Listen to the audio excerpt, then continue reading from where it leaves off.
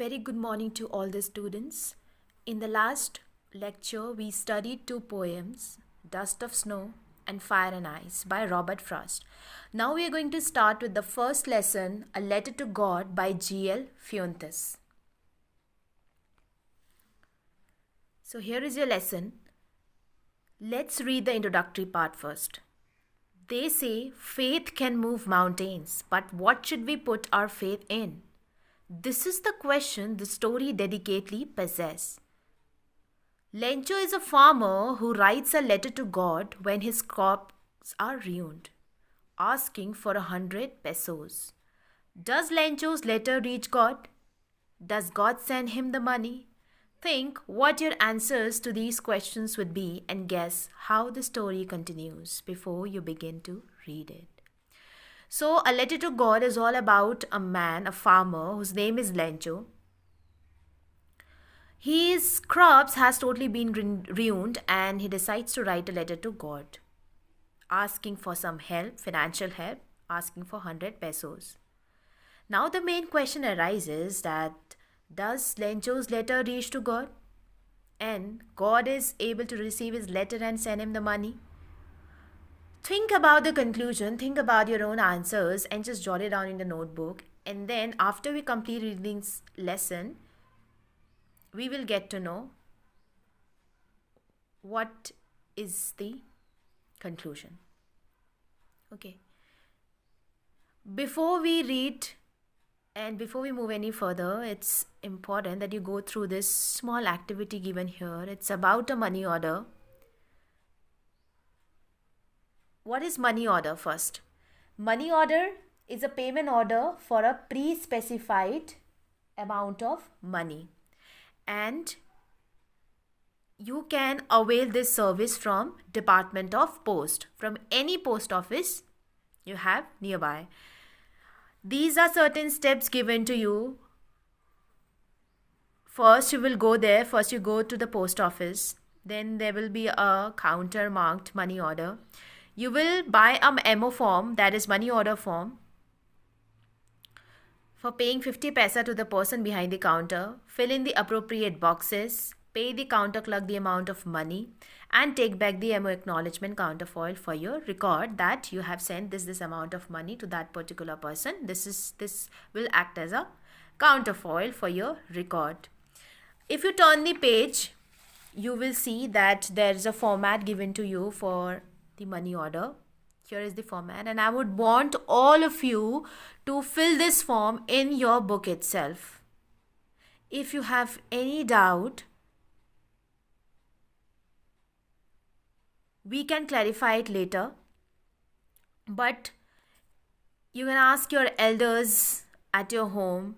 They might be aware of this money order form. They might have sent the money from this. Now we know that we are sending money from online payment. We have a lot of technologies, updated technologies in today's time. But elderly people, our father or grandfather, they might have sent the money to other people through this money order only. So maybe they are aware of how to fill this form. So take the help from your elders and fill this. And submit in the homework column. Now, the lesson begins. Lencho. Here we will start with the main character of this lesson, Lencho, who was a farmer. He had the field of ripe corn dotted with the flowers. And in order to flourish his own crops, he hoped for a downpour, for heavy rainfall or at least a shower. And when he hoped for that, he was very happy that he could see huge mountains of clouds. As soon as the wind started to pour,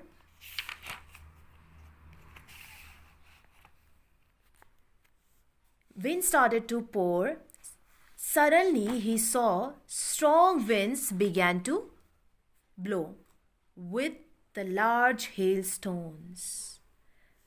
The hail rained for an hour and the field was white as if covered with salt. and sadly, the corn was totally destroyed. The hail has left nothing. He did not understand now what to do because his crops were totally destroyed. What he's going to do with his living, what he's going to sell, what he's going to earn, how he's going to live his livelihood with his family. It was very difficult time for him. So he decided on to something because he had a great faith on God. What he decided? He decided to seek help from God, and what he did? He wrote a letter to God demanding 100 pesos. This is very unusual that a person is writing a letter and that too to God. How is it possible? But he had so much faith in him that he didn't ask anyone, he didn't ask for help from anyone, but he directly, because he had a deep faith in God, so he wrote the letter to God, addressing the God that he could not stop himself by writing a letter. When he went to the post office, he wrote a letter and just put that in the letter box. And then when the postman opened the letter box, he laughed. He could not stop himself by laughing. He went inside, he showed that letter to the postmaster. And when postmaster saw the letter, who was a fat and amiable man, decided to help Lencho. He did not laugh. He was very amused to see a person's faith on God. He wished that he could had that faith exactly just the man had who wrote the letter, who decided to start up a conversation with God through letters. He was very amused. He was really shocked and surprised. But he did not laugh. In fact, he decided that let's help this person. Let's help this man who is in need of help and who has a deep belief on God. So what he did is he asked for money from his employees.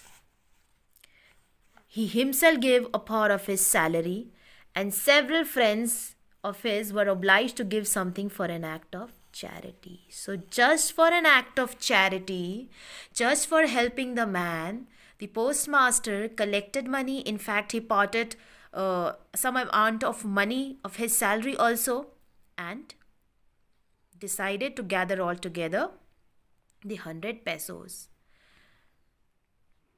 So, but he could not collect 100 pesos. It was just the 75% of the money he could able to collect. So he put the money in an envelope addressed to Lencho and with a letter containing only a single word as a signature, God. So he just write down there a signature, just put God there, and then he sent the letter in the name of God. Now, the following Sunday, Lencho came a bit earlier than usual to ask if there was a letter for him. And yes, there was a letter for him. And you know that who had put that letter in the name of Lencho? It was the postmaster and his colleagues. Now, when the postmaster handed the letter to Lencho, Lencho showed not the slightest surprise on seeing the money. So he was not at all surprised at all that he has got the letter from God, because he had deep faith. He knew that God will going to reply him.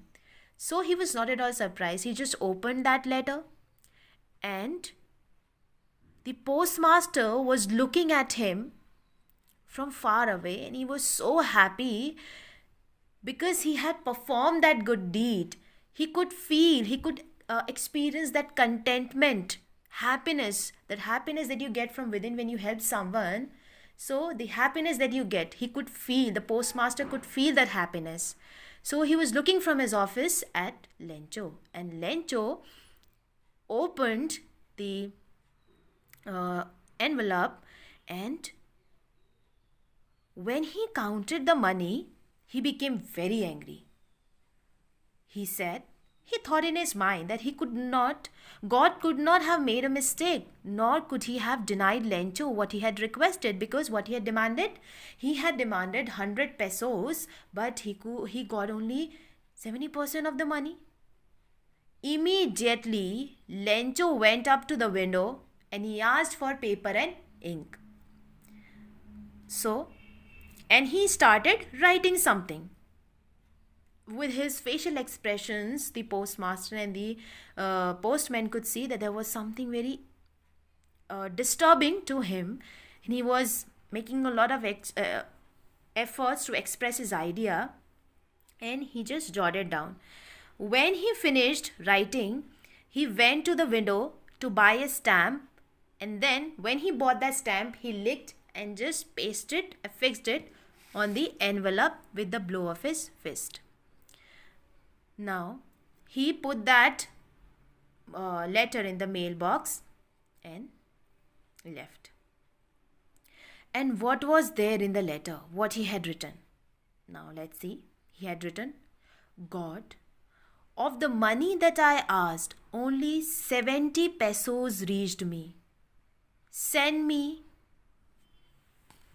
the amount.